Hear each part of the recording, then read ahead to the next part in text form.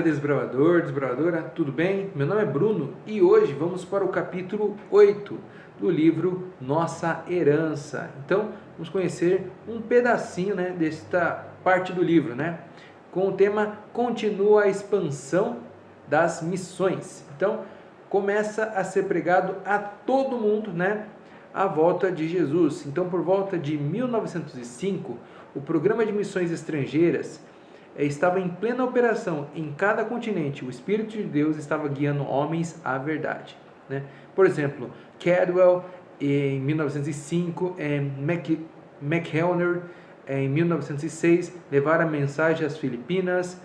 Howell foi à Grécia em 1907. Parker visitou as Novas Hébridas em 1912. Jones iniciou os trabalhos nas Ilhas Salomão em 1914. Stahl foi pioneiro entre os índios incas na América do Sul em 1909, E aí, começou então a criar umas subdivisões nos campos do mundo, já que a igreja começou então a atuar no mundo, E aí a gente vê também, esse período aí em que Ellen Goodwhite morre, ela morreu em 1915, E aí grande parte da turma ali ficou até que meio perdido, Mas seguiram firmes e fortes, E com convicção continuaram a pregar o evangelho, E aí a gente vê também, um período de uma igreja mundial. Durante os primeiros 50 anos, o movimento adventista desenvolveu-se principalmente em um só país, Porém, a partir daí, com a visão de uma missão mundial, desenvolveu-se rapidamente até converter-se já no primeiro quarto do século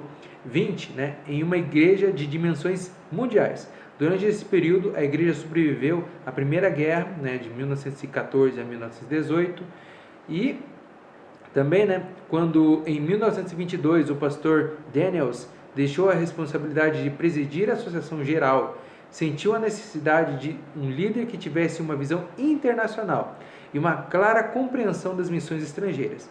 Esse líder existia e foi escolhido pelo Congresso.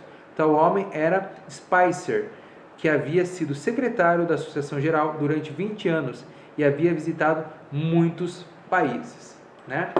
Esse então foi o capítulo 8. O capítulo 9, com o tema então Progressos apesar dos reveses. E aí, o que aconteceu nesse período?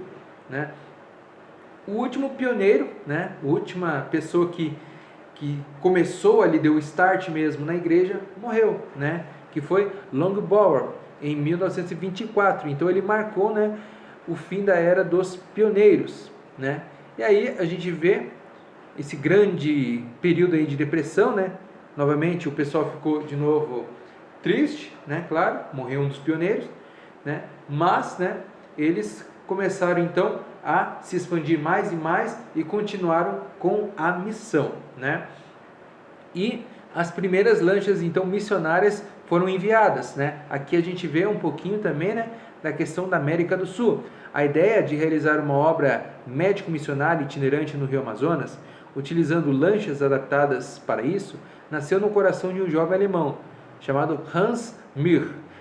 Ele embarcou para o Brasil por conta própria, em companhia de seu irmão. O sonho começou a tomar forma, logo em 1931.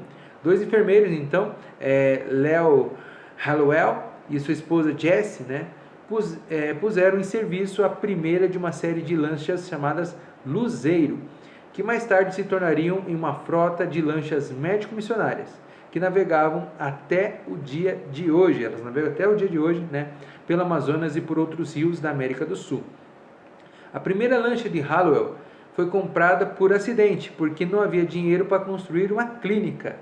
Esse fracasso aparente resultou em um bem-sucedido método de evangelismo. Que mais? A gente tem também a criação de um seminário teológico, Esse período aí, essa criação, o que aconteceu? O Seminário Teológico Adventista do Sétimo Dia foi estabelecido em Washington, D.C., em 1936, com o propósito de manter nossos ministros empenhados e emparelhados com um elevado padrão de educação. O seminário recebeu alunos de todo o mundo e, a princípio, ofereceu cursos de nível de mestrado e, com o tempo, estudos em graus mais avançados. Em 1960, o seminário teológico tornou-se parte da Universidade de Andrews. O nome foi dado em homenagem, então, a J.N. Andrews, o primeiro missionário, né? E aí a gente vê também a expansão da indústria de alimentos, né, saudáveis. Isso aí começou, né, estabelecendo então fábricas nos Estados Unidos, Austrália, Nova Zelândia, Dinamarca, Inglaterra, Alemanha e outros lugares. E essas fábricas, né, têm sido uma vantagem para a igreja porque significa uma bênção tríplice, né? Ou seja, elas proporcionam alimentos saudáveis, provêm empregos para os membros da igreja e também provêm recursos para as missões e para a obra educacional, né? Então, aí começa então um grande período, né, de crescimento da igreja, não apenas na parte missionária, igreja mesmo, mas sim na área de educação, na parte de alimentação, entre outras coisas mais, né? E aí também, né, cresce a obra de rádio, né?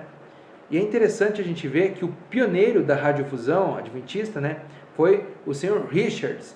Ele teve então uma ideia de começar um programa de rádio em 1920 e em 1926 o primeiro programa foi ao ar. O início, né, foi muito humilde, pois o escritório havia sido adaptado de um galinheiro, imagine, né? E aí, apenas, né, em 1914 que a Voz da Profecia foi aceita, né, como um projeto denominacional, ou seja, ele começou os projetos, tal, só que, né, ele teve grande dificuldade no começo. E hoje, né, o programa Voz da Profecia alcança costa a costa da divisão norte-americana, utilizando cerca de 800 emissoras. Programas semelhantes afiliados em outros países são transmitidos por mais de 10 mil emissoras. Então, é muita emissora, né? Vamos para o capítulo 10? Partiu, então. Vamos lá. Consolidação e expansão. Esse será o nosso terceiro capítulo e o último capítulo de hoje, beleza? Então, o que aconteceu? A igreja enfrenta, então, um mundo em mudança. O que aconteceu, então, a partir de 1946, 1947? Final, né, da Primeira Guerra. Então, teve uma grande mudança também, né, nos governos mundiais, né? E em 1946, a igreja teve então que enfrentar um grande projeto de reorganização e reconstrução. Os líderes tiveram que encarar a realidade das mudanças de fronteiras nacionais que surgiram como resultado da guerra. Logo, os obreiros estrangeiros tiveram que deixar a China e outros países que adotaram outros regimes políticos, né? E aí também a gente vê as questões doutrinárias, né, que a igreja acabou então tendo, né, e criando, né, à medida que a igreja alcançava unidade e respeito de certas doutrinas que haviam sido discutidas durante anos, eruditos da Bíblia, reconhecidos internacionalmente, começaram a perguntar a respeito das crenças dos adventistas do sétimo dia. E esse interesse, questionamento começou nos anos 30, mas se intensificou, né, em 1956 e também, né, um pouquinho antes, 1955. Durante esses anos, muitos líderes denominacionais e eruditos da Bíblia tiveram oportunidades sem precedentes para discutir as crenças que teológicos de muitos países observavam. Essas discussões resultaram na publicação do livro Seventh-day Adventist Answer Question of Doctrine, ou Adventistas do Sétimo Dia respondem a questões doutrinárias. E por fim, né, a gente vê que em 1957, né, e aqui eu vou passar alguns números para vocês, né? Em 1957, a igreja estava transmitindo a mensagem para 961 estações de rádio em 27 idiomas diferentes. Em 58, haviam 12 instituições médicas de categoria no mundo e 85 clínicas e dispensários. E em 59, funcionavam na América do Sul 10 lanchas médico-missionárias. E o número de membros da Igreja Mundial em 1959, né, ele alcançou a cifra de 1.194.030 pessoas. Né? E os dízimos também começaram a ser arrecadados e chegaram na faixa de 54 milhões de dólares. Beleza? Bem, desbravador, desbravadora. Este, então, foram os capítulos 8, 9 e 10 do nosso livro Nossa Herança. Fique com Deus e até a próxima. Valeu!